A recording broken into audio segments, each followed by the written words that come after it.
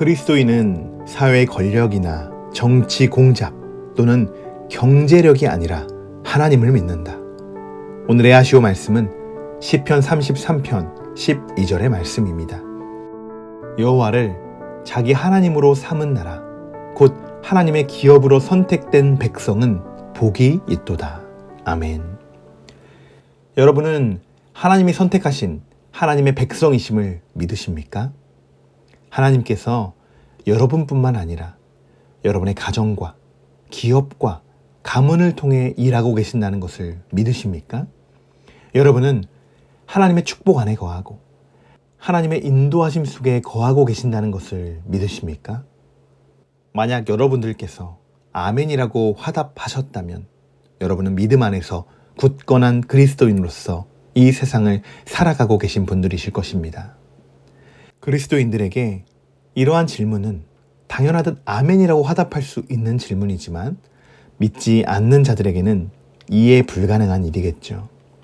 세상은 권력과 정치, 경제력과 부가 가장 큰 비중을 차지하게 됩니다. 이것으로 자연스러운 서열이 만들어지고 또 이렇게 사는 것만이 행복하고 잘 사는 것이라고 믿게 되는 것입니다. 물론 권력과 정치, 경제적인 부분 중요한 부분이죠. 하지만 그것을 하나님이 늘 우리들에게 말씀하시는 정직과 정의와 공의, 공평, 진실됨으로 일하지 않기 때문에 늘 문제가 발생되는 것입니다. 겉으로 볼 때는 권력과 정치로 세상이 돌아가는 것 같지만 사실 하나님의 섭리가 없다면 세상은 지금보다 훨씬 더 악한 세상으로 변했을지 모릅니다.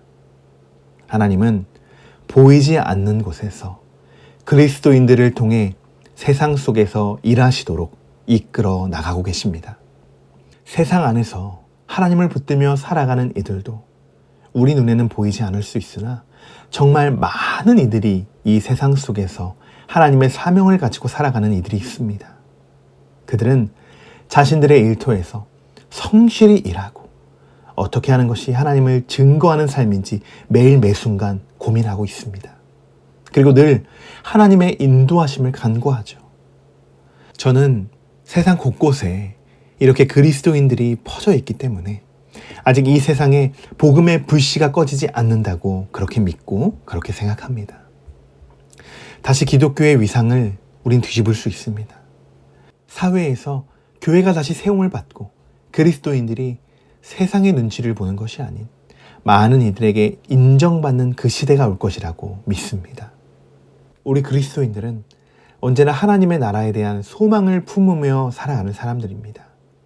우리에게 복이란 하나님의 뜻대로 살아가는 것이고 우리에게 소망은 하나님의 나라를 완성해 가는 것인 줄 믿습니다. 여러분은 하나님이 선택하신 기업입니다. 개인이 아니라 기업이라는 것에 한번 집중해 보십시오. 여러분의 좌우에 누가 있습니까? 하나님의 천사들이 여러분과 함께 있습니다.